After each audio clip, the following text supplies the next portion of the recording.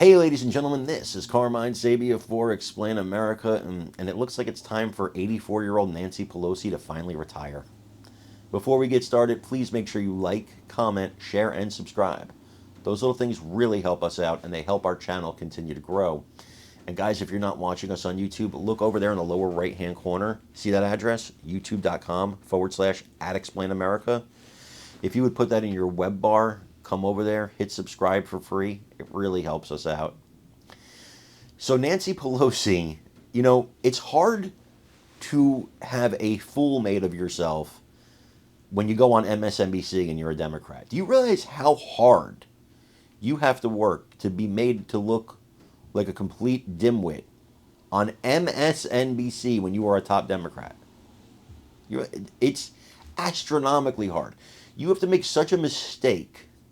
You have to make such a mockery of yourself that the host has no choice but to correct you or look ridiculous themselves.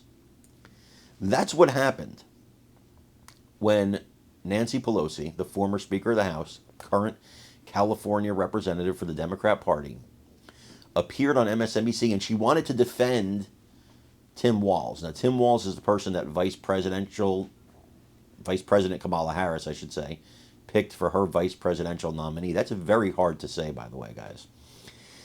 And she wanted to defend him over his military record. He talked about, these are the weapons I brought into war, except he's never seen combat. So Nancy Pelosi goes on there and she goes, well, has J.D. Vance ever seen combat? Has he? And Andrea Mitchell's like, yes, in Iraq, he did see combat. And Nancy Pelosi's like, let's change the subject. It was actually pathetic to watch, but also hilarious. So I want you to watch it, and then let me know what you think in the comments.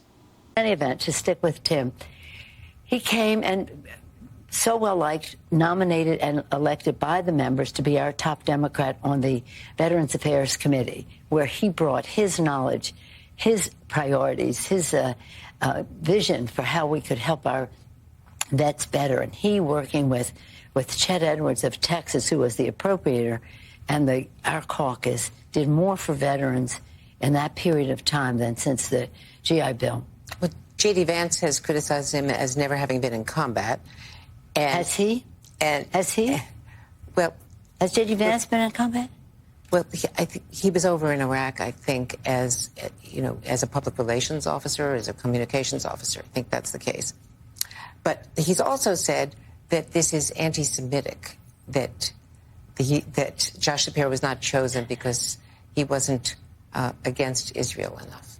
But let me say this. We have some challenges in our country. As I say all the time, what matters are the kitchen table issues for the American people. What matters is the distinction between the two visions for our country and the experience that has been brought. Joe Biden, 16 million jobs created. I don't like to use his name, but Donald Trump, the worst job creation record since Herbert Hoover. What about playing religion or racial politics? That has no place in our politics, and they know it. And